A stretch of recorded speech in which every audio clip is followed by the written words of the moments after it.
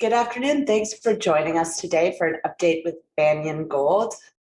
As you know, Tara Christie's CEO, and she's back to talk to us once again about her drill program that she just started.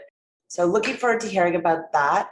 Before we get started, I will remind everyone that the presentation will contain forward-looking statements. If you'd like to know more about those, you can find them on the company's disclosures on their website.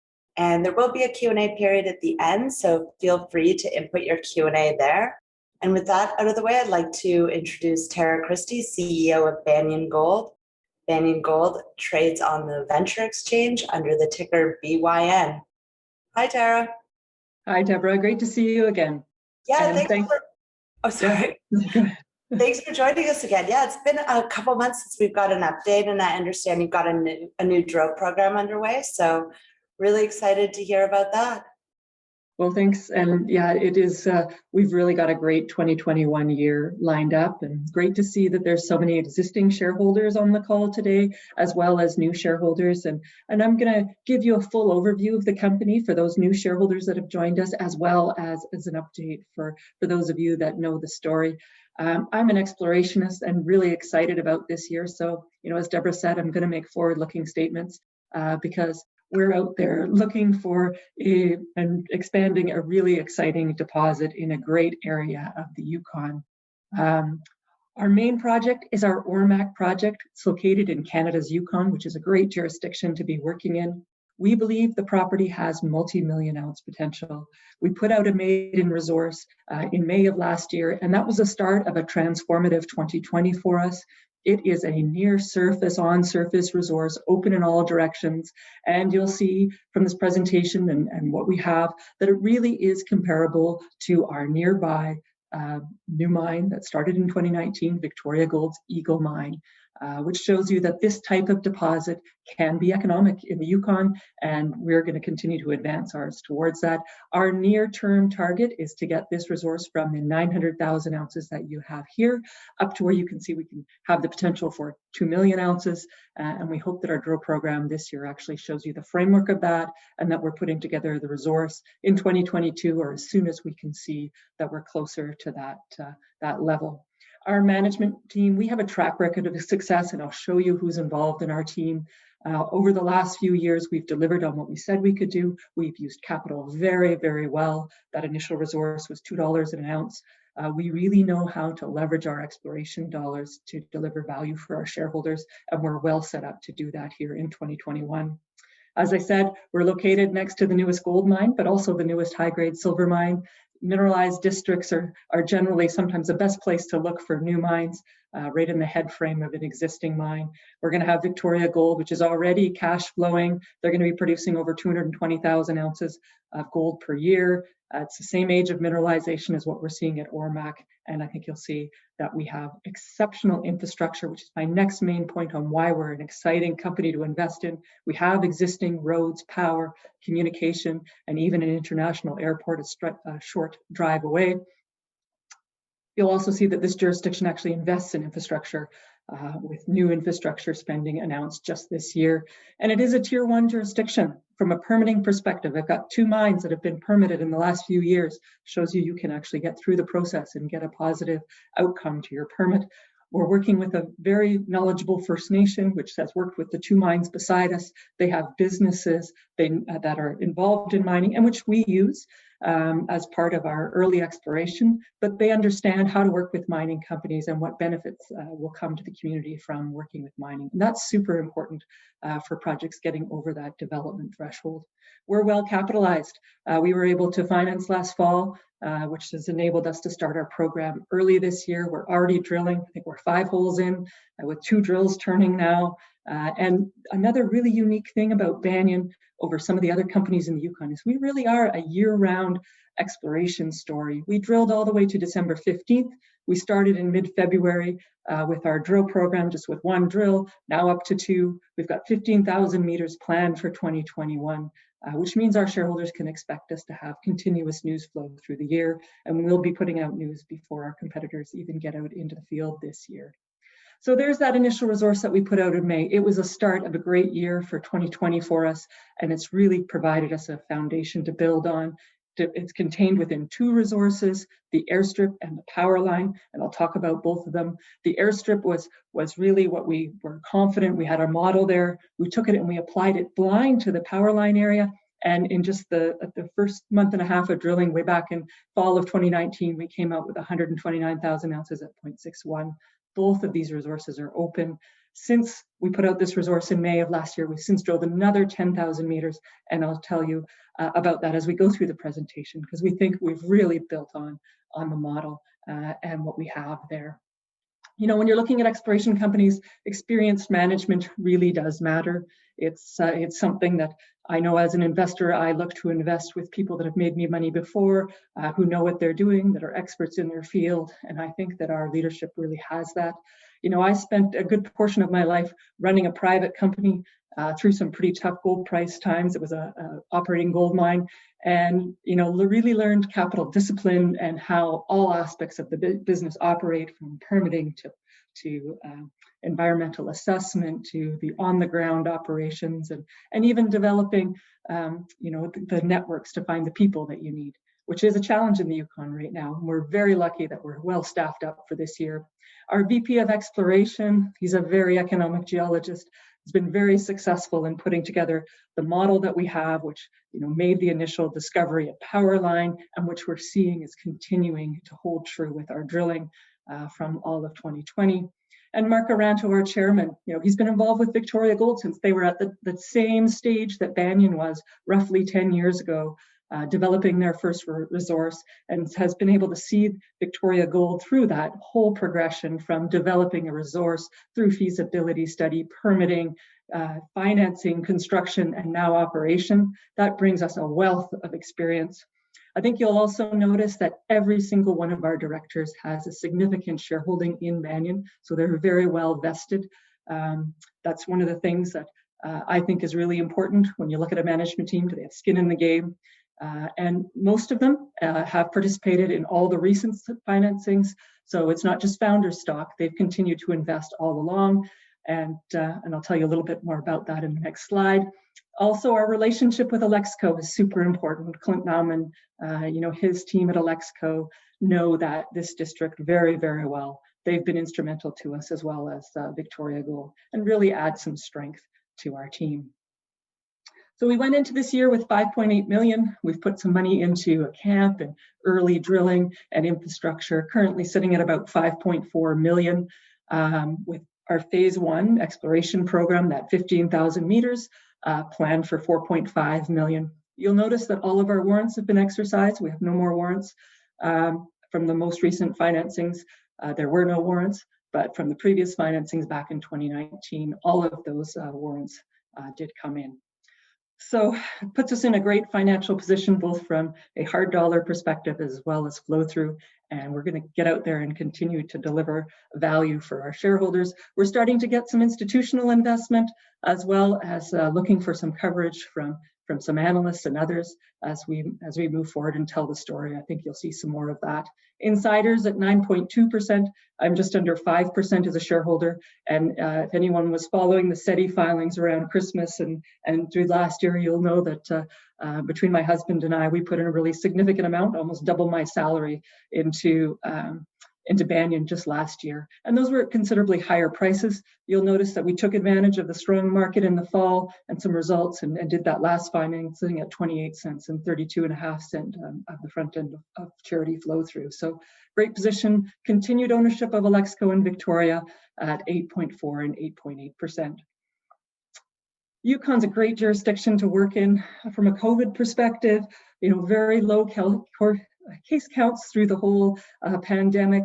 I can actually say that about 85% of my crew that's working right now already has the vaccine. Most of them already have double or both shots.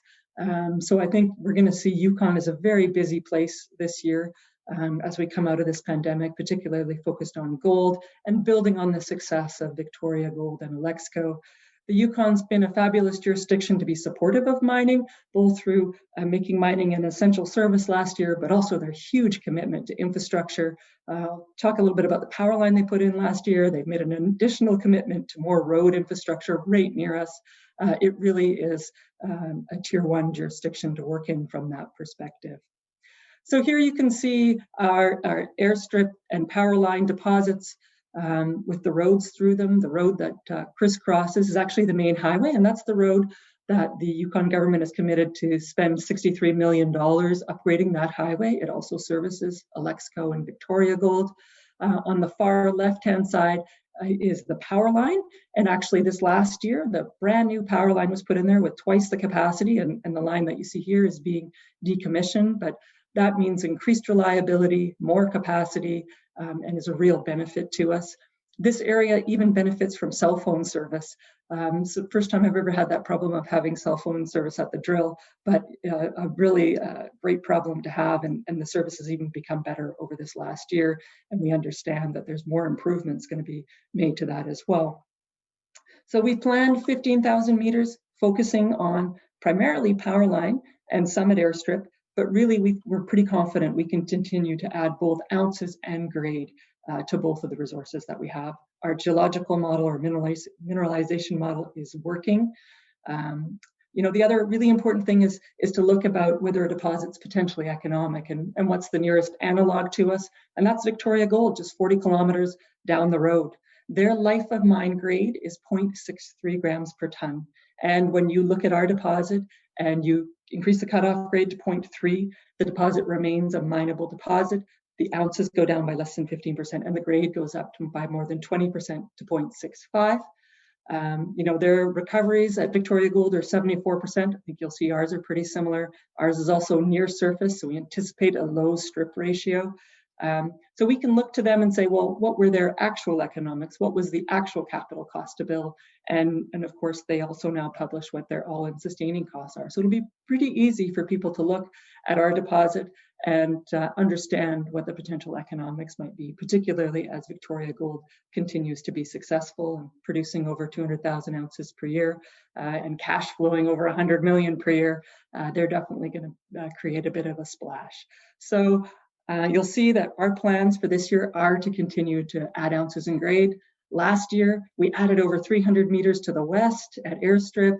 We added to the east, as well as 125 meters to the south and down dip, all with some long intersections, both showing higher grade over significant intercepts, similar, all of these above, or near that 0.65, and some significant widths where we're finding higher grades, and we think we can find continuous higher grades to actually bring the grade of the deposit up. We're particularly excited about the western end because we're seeing quite long intersections of some higher grade material. So power line, though, recall it was a blind discovery in 2019. This pitch shows where the 129,000 ounces of 0.61 is contained. It was really early days when we drilled that off. We were testing our model. We started with 4 holes in the spring of 2019, and then just put another 10 holes in the fall to get that resource. So we knew that we tapped into something. We didn't know how big it was. We knew it continued at depth and in all directions. So this last year we set out to test and to start to see if we could find the extent of that. And we're very pleased with what we found. We've now seen an extension here. This is a north-south section. You can see that we've now extended that no mineralization by 500 meters to the south in this section, including 68.5 meters of 1.07 grams. So some higher grade material, and it continues to be open in all directions and at depth here. So this is north-south. And then we thought we would test a little bit east-west, and we had a target at Oryx Hill, which I've talked about in several of my other presentations, but we're going to talk about a bit more today. We had the outline of the power line resource here is in this oval. That section, you can see the A to A prime, that's where the section, north-south section I just showed you is. Then we drilled 2.5 kilometers across to a target we called Oryx Hill. That's the B to B section, which you see in the top right-hand corner. And you can see we were pleasantly surprised that every single hole intersected mineralization, including some significant intercepts of 1 gram. So this to us says this is a very large system. We now have another 2.5 kilometers east-west from power line to Oryx Hill, where we have demonstrated mineralization that's fitting our mineralization model. So let's look at that in a slightly different view, and I've showed this image before. but I think it really puts into perspective the scale of things. So the top left-hand corner there, that's the Airstrip resource. That's where that 774,000 ounces is. Then the power line is just a little bit to the south of that. You can see there's no soil anomaly there. It's blind because it's obscured by overburden. And then you see this very large soil anomaly over to the east. There's the potential size in that for a couple airstrips, if not more. But you can now see where we drilled there across from power line into Oryx Hill with every hole hitting mineralization. And this section down in the bottom right-hand corner, C to C primed, you can see that we now have evidence that that soil anomaly is directly corresponding to mineralization. We're getting mineralization in every one of those drill holes where we see that strong soil anomaly, and in fact, a big 40-meter thick oxidation zone there, which is also very exciting. So we think there's a potential for the rest of the soil anomaly to correspond similarly to the gold in the bedrock. And we're going to test that this year, focus mostly on Powerline and Oryx Hill. We also used the historic RAB drill results from the late 90s as an analysis, and did an analysis to see if it would guide our exploration work. And there were some good results in those historic RAB results, like 40 meters of 1.18 and 15 of 1.44, all near surface. On average, those holes are probably 30 meters deep. And from that, we can see we've got a really large prospective area, over 10 square kilometers, where we did this analysis, and you can see the pink, the red, and the orange are roughly around what Victoria Gold's cutoff grade. Victoria Gold's cutoff grade is 0.15. And you can see there's widespread areas where it's over 0.4 for the top 30, 40 meters, which is well above Victoria Gold, and substantive areas where we know that the surface 30 meters is going to be over Victoria Gold's cutoff grade. So it's a guide for our exploration, and certainly a lot stronger than just a soil anomaly. And it really is additive to our model. This helped us to guide our work for this year. So as I said, we've already started drilling at Powerline, got 5 holes completed. The green holes are what we planned for 2021 at the present time. And of course, we adapt our plan every hole. We look at the geology and make sure that we're focusing in on what we think the best targets are, and also adapting things based on seasonality. You can see most of the holes are around Powerline because we are very excited about our geological model there and what we've been seeing from 2020. We think we can add ounces very quickly there, as well as at our Oryx Hill. You can see we plan a grid around Oryx Hill as well. This image shows about 11,000 of the 15,000 meters that we plan to drill. We're going to get results back through the year and then continue to adapt the rest of our plan to decide where best we can add ounces and really add value for our shareholders. And we've been responding to the market in what we're planning this year. We've got lots more exploration targets on this property. We have our Nitra property, but we've chosen, particularly for this spring, to be very focused on showing that this property has the potential for a near-term 2 million ounces. And so we're going to continue to focus on Powerline and Oryx Hill because we think we can deliver that and really add ounces and thus value for our shareholders there. And once we get to that goal, I think that will be quite transformative for us, and we'll continue to gain market credibility as we get a larger deposit. The metallurgical work that we're doing is also very important. I've got this beautiful new image of visible gold from our core, as well as these petrographic images where we can see the gold occurring discretely in fractures within the arsenopyrite concurrently with pyrrhotite, which we thought was quite encouraging. We're using Forte Analytical, which is doing all of the work for Victoria Gold just down the road. They're doing the grade reconciliation and their metallurgical work, which gives us quite an advantage. They already are working in this area, the same age of mineralization, similar rock types. So we've got bottle rolls ongoing. We did drill 2 dedicated metallurgical holes, which we'll have them do some work on once we get those initial bottle rolls back. But or the stuff from the early days, the results from the early days are similar to what Victoria Gold had in their early days. And remember, their life of mine recovery is 74%. So we're certainly doing the right kind of work to advance this. ESG has been really important. I've seen more and more of it and had more people ask me about it. Now that Banyan has become a larger company. We're starting to advance that even more than we were doing before. We've been very engaged in the community right from the start, working closely with the Notchanayak First Nation, also with the charity that I run, Every Student Every Day, which just closed applications to give out $150,000 to communities in the Yukon to help students get to school. And in response to COVID, that's been very important. And, developing those relationships with the community, with First Nations, is so critically important to the future of every project. And it's something we take very seriously. We also take the E and the G very seriously as well. We have increased our environmental programs, we've increased our safety programs, and we continually revise and review that. We're continuing to increase our governance as well. Now that we're a larger company, we want to be accountable to our shareholders and have them know that we're spending their money wisely and making good decisions. So I talked about Ormac. That's where we're focusing most of our time and effort this year.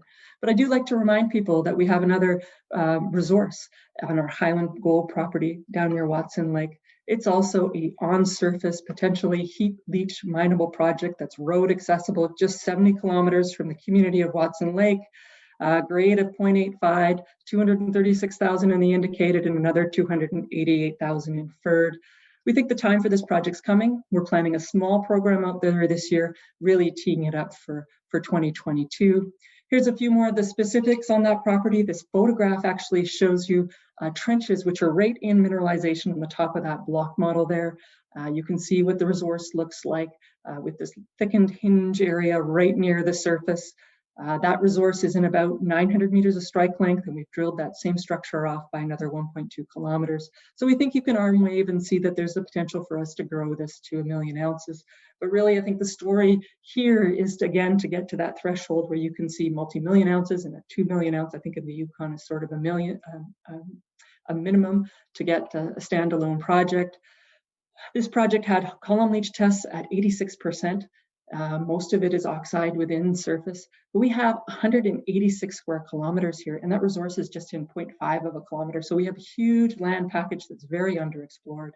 We're going to do a little bit of work, tee it up for 2022, because we think that the time for heap leach projects, particularly at 0.85, when Victoria Gold is economic at 0.63, the time is coming for that project. So how do we compare, and what do we plan to do to get our dollars per ounce for our shareholders up? You can see we're currently sitting at a pretty low valuation at about $25 per ounce. One of our nearest comparables might be Cardinal. That's at $34, $35 per ounce. They've got a 2 million ounce resource. But you can see as we continue to add ounces, we're going to add value for our shareholders and drive our share price. And that's our plan for this year, is to really advance our project by adding ounces and showing that this has the potential to be an economic project, to turn into a mine one day. So, it's a great time to become an investor in Banyan. I think we're considerably underrated. My last share price purchase was the flow through at 28 cents in December. With what we're seeing, gold price is still a pretty strong gold price. Gold producers are still significantly cash flowing. They're continuing to see their resources deplete. We're right beside two mines, which are going to draw attention, but are also potentially going to be looking for acquisition targets. Victoria Gold's shown that this type of sub 1 gram material with a low strip ratio and a heap leach project works in the Yukon and is permittable in the Yukon. Our 2020 results are showing that the mineralization is much larger on this property than what is contained in our resource. Our mineralization model is working. We've got a pretty compelling valuation at $25 to $35 per ounce and a discovery cost on that initial resource of $2 per ounce. We think we can continue to add ounces at a low cost for our shareholders. And we're going to have news flows through the spring. We've already got samples in the lab from the start of that 1,500 meter program, and you can expect to have news from us throughout the year. So that's the summary. Look forward to some questions from all of you, and hope that you'll all watch the story. Thank you very much, Tara. That was an incredibly thorough presentation. So you doing a good job is going to make my job harder, but I'll try not to hold it against you.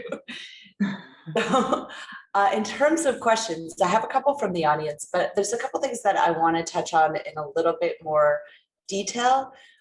You had mentioned that your geological model is really holding up. Is there anything that you've learned over the past year that's changed or reinforced your views on the region? Well, I think that what's really been important were those drill holes at Power Line, where we really started to understand the structural component that was coming in there. It was quite the airstrip is quite stratigraphically controlled, so we've really put a focus on some oriented core and understanding what's going on structurally. And I think that has also shown that our model is working with the holes that have come to the south. It was really important to then go back and see, well, how did we model it in the resource, and does this apply?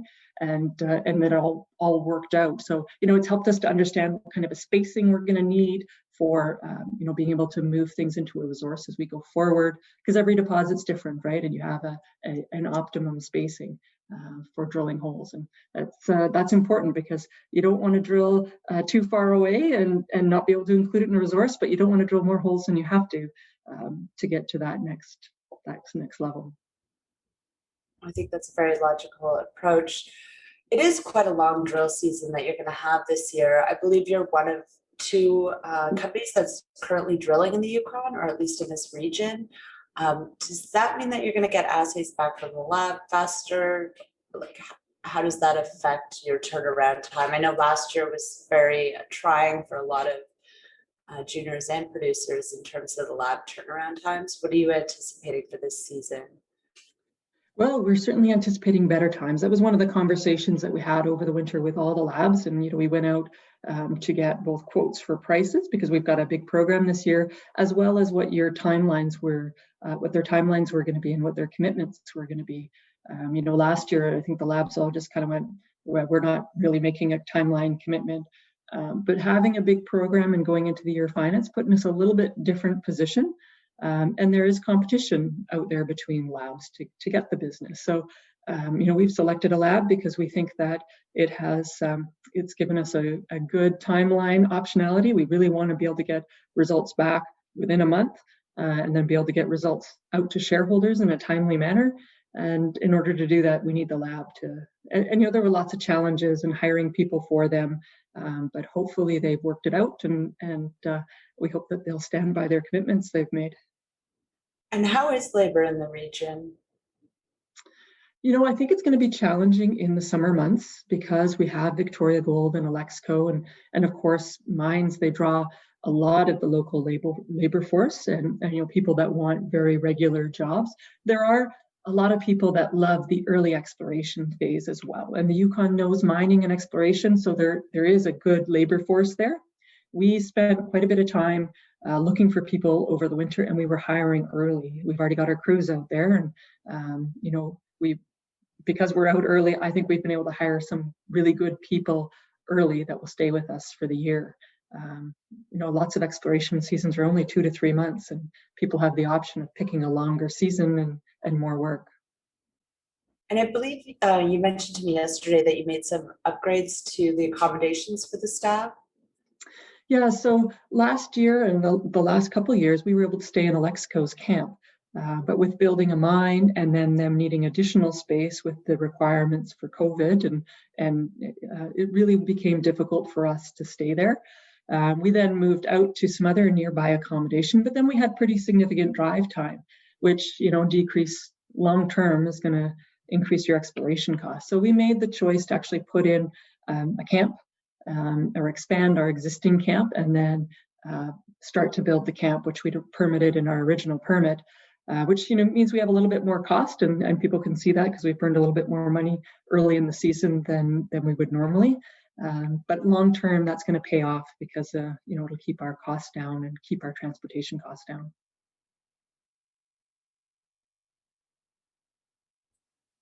Makes sense. And then just going to the audience, there's one question there.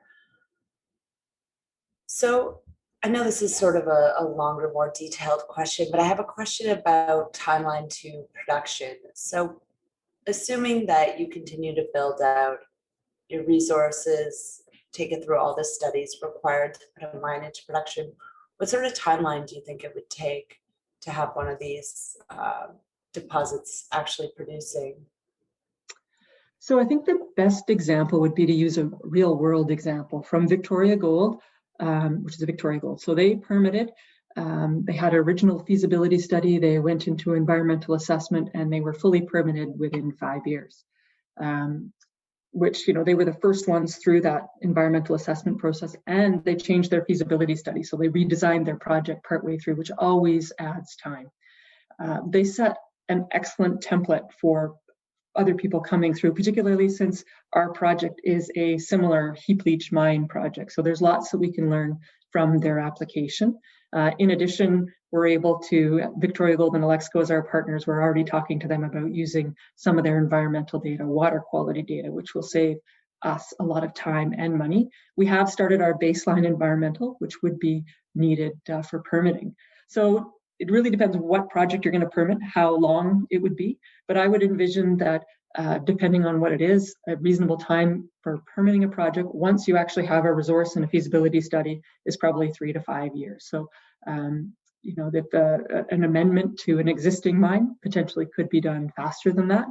But as a standalone project, that's probably a realistic timeline based on historical averages. We think we might have some advantages, though, given that we've seen our two neighbors in permitting and we've got their templates. And you've got some pretty decent shareholders that would probably support you in progressing things. Absolutely. Okay. One thing that I've always found interesting about the company is your choice of names for some of your targets are based around the infrastructure in the area. That's obviously a key advantage that you have being situated where you are.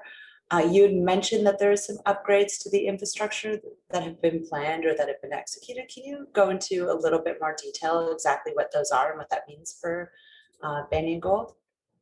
Sure. Well, the power line was just a new power line was just constructed, actually. It's the main power line that goes to the hydroelectric dam and then down to the community of Mayo and connects to the grid, the whole Yukon grid. So pretty key power line. It services both Alexco and Victoria and goes right through our property. We actually also have Victoria Gold Substation right on our property. They've also been doing upgrades to that substation as well. So what that means is that the line is more reliable. It was quite an old line that was there. So they've doubled the capacity of electricity that can go on the line, as well as it'll mean increased reliability for Victoria Gold, Alexco, and all future users. The other really significant upgrades that are planned and was just announced a couple of weeks ago is that they're going to put $63 million into upgrading the main highways, to Mayo, up to Alexco, and to Victoria, which again is right through our property and will benefit us and our ability to get to our property. So, that work probably won't start for another year or so, which is fine. Long term, it's going to result in lower capital costs for whatever happens for ORMAC. Okay, great. And you mentioned that you're doing a 15,000 meter drill program over the course of the spring and summer, and you are fully funded for that currently? Yes, we are. Yeah, no, it's we really have targeted that to really add ounces at primarily power line and Oryx Hill. We wanted to have 2 drills operating continuously rather than wait for summer and have a more focused drill program with a larger number of drills, because that lets us have a continuity of crews. We have 3 drill crews that'll be servicing 2 drills and rotate, and I think drill crews are going to be in a lot of competition this year as well with the number of programs that could be happening in the Yukon. So that's a bit of an advantage for us. And then, we'll have really strong news flow in the fall with all those results coming back. Okay. And I just had a question to clarify exactly what the dollar amount of your budget for the year was. We've allocated $4.5 million for exploration. Okay, great. And then I had another question, just going back to some of the shareholders that you have in Banyan. Could you please explain the ownership deal with Banyan and the other Yukon investors, Victoria, etc.? Seems like some sort of earn out seems like the obvious exit strategy. What's going to prevent Banyan from exiting too early? Well, I think the most important thing is that I'm a pretty big shareholder, and I want the best outcome for my equity holdings as well as everybody else's. Second, we have Victoria Gold and Alexco at 8.4 and 8.8%. And our deal with them on acquiring the properties was that we did issue them some shares, but they've also both participated and continued almost pro rata in various financings to participate. So it's not just we've given them shares for the property, they have actually put in equity for that ownership. And then, I guess the earn in property, we've already earned 51%, which we announced in December. We've already made the expenditures, the exploration expenditures on the Alexco side to earn 75%.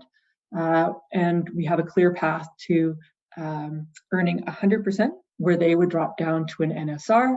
And it's both gold and silver metals NSR, where we can buy down the gold royalty to 1%, or whomever can buy down the gold royalty to 1% and 2% on silver. So it's a little bit complicated, but we also on the Victoria Gold side, we anticipate we will make the full expenditures to earn 75% this year. And then we would have to issue some additional shares or pay cash, I think $600,000 to Alexco and Victoria Gold to earn 100%. So it is a potential exit strategy. Lots of people hypothesize that Victoria Gold, Alexco, or a Cisco might be competitors for us. Victoria Gold, yep, they have a heap leach mine. They're going to be cash flowing. They're going to be looking to add ounces, and whether they do that internally or they look to acquire something, that is an option for our shareholders. Alexco, the principals there, they built the Viceroy mine before, turning their sights on Keno Hill. They're very experienced in how heap leach mines operate, very experienced in permitting. They're a potential suitor, and I don't think they would let Victoria Gold pay less than what they think fair value is. And of course, the Cisco development, they're very knowledgeable. They were involved in building Victoria Gold, and the principals have been involved in numerous successful gold deposits in Canada and elsewhere. And so, they also know the value of a heap leach mine. And really, that's my job, is to advance this as fast as I can and show that it has value to get more shareholders and more interest in the property and increase its value, because that's how shareholders are going to, and my own shareholding is going to increase in value. And so what do you think that is? Like, what size do you have to take this to, or what do you have to show with the project to have some of those players step up and put Banyan into play, hypothetically, of course? Well, I think that 2 million ounces is a economic threshold as well as a psychological threshold in the Yukon, where somebody goes, they're at 2 million ounces. That is when I think people go, I think I better start paying attention. And so that's why our goal is to really advance this as quick as we can. And considering we can see where we need to go to do that, we think that's how we're going to add the most value. We're going to spend a little bit of time on our exploration targets, but not very much, because we think the best value is really getting that resource up as fast as we can. So in terms of meters drilled and time, how long until you think you get to that 2 million ounce target? Well, I'm an optimist. I'm saying that we would update the resource in 2022, or as soon as we can see that we have near that target at a grade that we think the market will appreciate. I don't want to rush it, because you don't want to disappoint. And we're going to continue to update our 3D models on our website so that everybody can see it. You can already go to our website and look at the 3D model for where we've added at Airstrip. We will be updating it for Powerline once we get all our results in and throughout the year. And I think that'll help tell the story. And I plan on my next webinar to actually have that 3D model up for both Powerline and Airstrip so that everybody can take a look at it. But it is on our website, and it's a pretty useful tool. Okay, and then I have a question from somebody that's obviously more geologically advanced than myself, so bear with me. Um, could you explain the geologic model just a little bit more? What is the heat engine? What is structurally controlling the sulfides and gold? And why is it in the sediment units? Well, those are all really good questions, and we haven't found the heat source yet. Newmont once had this property under option, and they hypothesized about a buried intrusive that was the heat source generating all this near surface gold. We haven't drilled deep holes where, they found a breccia. We haven't drilled the deep holes where they thought the heat source would be, because we've been focusing on the near surface open pit mineable, less than 200 meters from surface, that we would think would be the most economic deposit to get started on. Yes, we intend to do more work on where the heat source is, as we've looked at the structural, we've done a structural analysis with the LiDAR and looked at the geophysics. But we have two models actually on the property. The Airstrip model, we're seeing that the gold is really contained within this calcareous schist unit, which is really differentiable from the calcareous nature. Otherwise, the schists above and below look all the same, but geochemically we can track it. So we have about this 90 to 110 meter thick package of rocks dipping about 30 degrees that's pervasively mineralized. We do know there's gold in the hanging wall and the footwall in other units, and we know that there are cross-cutting veins, and some of which are those late phase veins, which prospector Bernie Kraft took out over 16 tons of 2-ounce material just from the western end of the airstrip. And so that's a higher grade target later phase. We're not focused on that right now because we think we can add the most ounces with this big bulk tonnage target, and then have, with a little luck, maybe you find some of that higher grade, and looking at our structural analysis as we continue to build out the story. Power line's a little different. We have, in the resource model, you'll see there are roughly 2 tabular bodies that the mineralization is contained in, less of that calcareous association and more structural control. And that's something that we'll be spending a lot of time on this year, is understanding the structural controls and some of the oriented core, and trying to figure out where the heat sources are. Our 2020 drilling is kind of indicating that maybe it's increasing to maybe 4 layers that we're seeing a power line that are hosting mineralization. So stay tuned on that. We're definitely digging into that and have added to our technical capacity at site to help us continue to build that story. So, and maybe there's the heat source on our property. It's a big mineralized system that affected the Ormac property. We're right beside and that's probably the same system that created the gold at Victoria Gold. And then you've got the big silver system of Keno Hill that, I know, talking to Clint Nauman, he calls it a new metallogenetic district, and that we're on the cusp of really understanding what's going on in the district and where all the metal came from. Well, my bet's on you for finding it. Well, I've got some pretty smart neighbors, so they're definitely a big part of helping us unlock the secrets. Okay, so 2 last questions. They both deal with M&A. So let's start with, are you looking at expanding into base metals projects in the future, or any other commodity? So, I guess that's partly because we're right beside Alexco and very high grade silver. And, there is, if you look at some of our slides where we show the geochemical coverage, we do have some areas with elevated lead and zinc. And we have seen some Keno Hill, small stringers of those types of veins. Right now, though, I think we can add the most value for our shareholders by focusing on gold. The model that we have, are $2 per ounce, and hopefully we can stay, under $10 or so on the next resource per ounce. I think that's where we're going to deliver the most value. There is some potential there. Are we looking for M&A projects in the base metals? I don't think that would be the best value for our shareholders right now, particularly with how successful we've been on our model. I think we really need to see this through on focusing on Ormac. Makes sense. And what's the current sentiment on the M&A environment in the Yukon?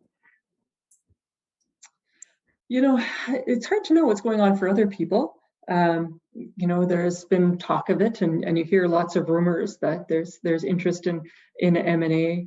But until we actually see some of it happen, it's a long ways from discussions to things actually happening. I do think there could be some consolidation, particularly some of the smaller companies. I like to think that that we're going to get ourselves further down the road before people start talking about us that way. Definitely. Well, I think your approach right now, just proving out the potential size, should help you with your share price appreciation in a normal environment, which hopefully we get a good gold tape again this year. And just back on that question a little bit, Deborah, that's one of the things that COVID's really affected. So these online conferences, it's really hard to get a sense of what's going on broadly and with other companies. And I think when we get back to in-person meetings, you'll get a bit better sense of what's going on with M&A, because we're all in our own little bubbles right now. And for me, we've done a bunch of marketing and a lot of one-on-ones and quite a few webinars, but you really get the sense of what's going on by the chatter that happens at a lot of the conferences, and that's kind of missing. So, hopefully we'll see that by late summer, early fall. We can actually have conversations with other people beyond ourselves, and it's actually been a good thing that we haven't been too focused on talking to other people, because we've really been able to set ourselves up well for 2021 and set our focus on operational things, which is long-term going to deliver value. No, I think you're absolutely correct. I mean, people always say Beaver Creek's one of the best M&A conferences because people are all trapped in 2 bars together and come up with these different structures and deals and stuff. So hopefully, I know that they're actually planning a hybrid conference. So hopefully some of us will be in person. Hopefully. And I think that is a really important thing for M&A in particular, and just networking for the industry in general. But I've certainly noticed a change in the sentiment this year for interest in the gold space, unfortunately. But I think people are also just tired of the online format, even though I'm in the middle of an online session. But I agree with you. I think people are looking forward to getting back to some of the regular business activities. So that's it for questions from the audience, as well as for myself. And the second part of the question that I asked about M&A was just thank you for taking my questions, and I really appreciate the approach Banyan is taking on sharing information. And I agree, I think you've done an exceptional job of laying out, both with this presentation and throughout the year that I've known you, just exactly what your objectives are, and just knocking them down one by one. And I think, I'm excited to see the drill program, but you're very process driven, and I appreciate it. I think it makes it very clear for investors. So keep up the good work. And yeah, thanks. Well, I really believe you need to tell people what you're going to do and what they should expect, and then deliver on that. And I think we've done that, particularly in the last 2 years. We set out to what we were going to do. We delivered on that. I think we exceeded people's expectations, and hopefully we can do that again this year.